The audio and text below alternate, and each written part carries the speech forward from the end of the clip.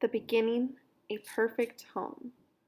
The song of creation from Genesis chapters 1 to 2, which remember is in the Old Testament.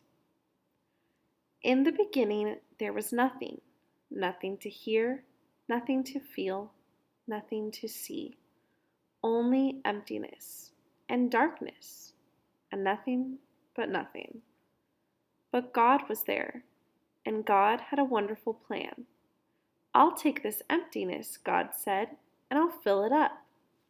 Out of the darkness, I'm going to make light, and out of the nothing, I'm going to make everything.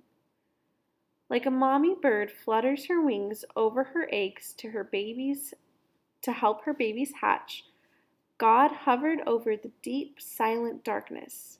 He was making life happen. God spoke. That's all. And whatever he said happened. God said, "Hello, light," and light shone down into the darkness. God called the light day and the darkness night. "You're good," God said, and they were. Then God said, "Hello, sea, hello, sky," and a great space opened up, wide and deep and high. "You're good," God said, and they were. Then God said, "Hello, land," and there, splashing up through the oceans, came cliffs, mountains, sandy beaches. "You're good," God said, and they were. "Hello, trees," God said. "Hello, grass and flowers," and everything everywhere burst into life. He made buds bud, shoots shoots, flowers flower. "You're good," God said, and they were. "Hello, stars," God said. "Hello, sun. Hello, moon," and whizzing into the darkness came fierce, fiery globes, spinning around and around, whirling orange and purple and golden planets. "You're good," God said, and they were.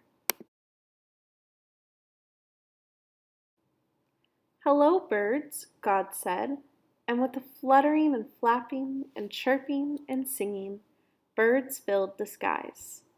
"Hello, fish," God said, and with a darting and dashing and wriggling and splashing, fish filled the seas. "You're good," God said, and they were. Then God said, "Hello, animals," and everyone came out to play.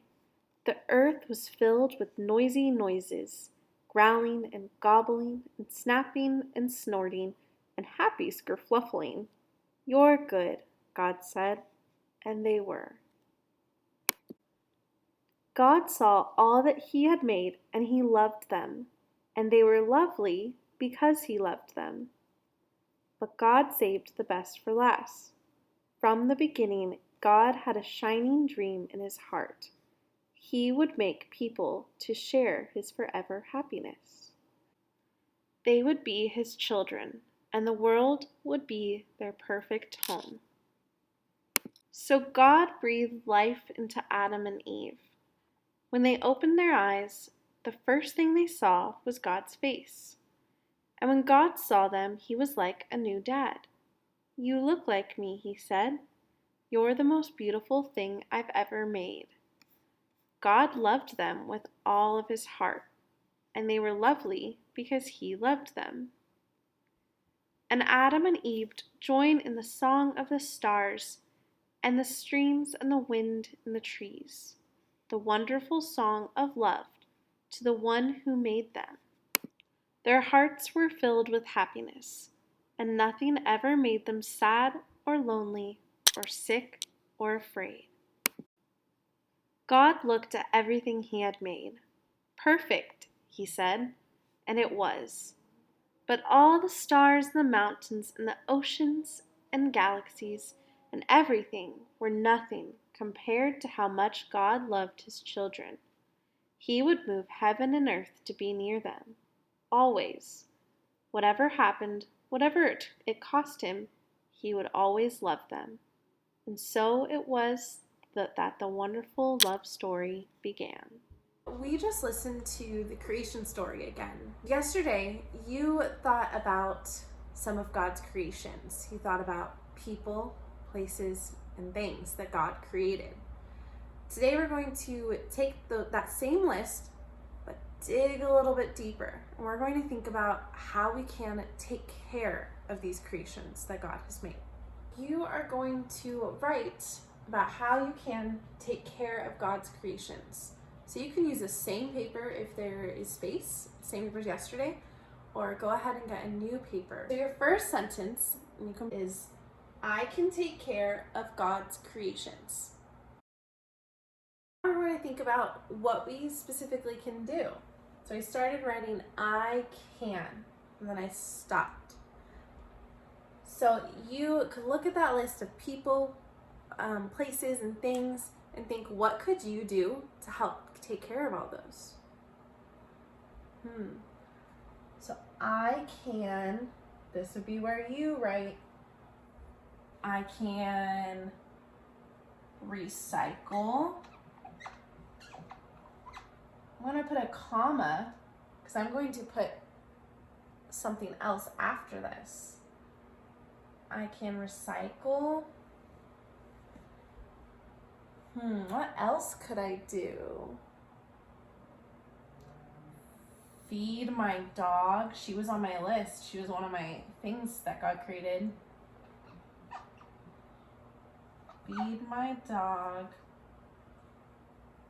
And then I put another comma, and I'm going to put the word and because it's the last thing I'm going to say in this sentence. So I can recycle, feed my dog, and water plants. Don't forget to put a period at the end of your sentence. In this, the recycling, I thought about trees that I put on my list. So paper's made out of trees, but if we recycle the paper, then it's reused, then we're saving trees. Feed my dog, I talked about how God created my dog. And water plants, I also put that I love sunflowers on my list of God's creations. So I can help take care of them by watering them. I forgot to say how I can take care of people though. So what could I do to help take care of people that God created? I can be kind to everyone.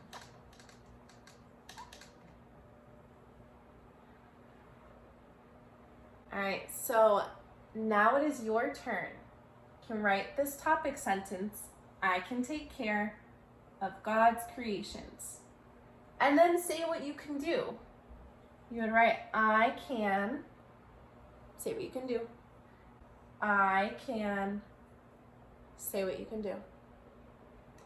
If you would like to draw a picture to go with your writing, you are welcome to.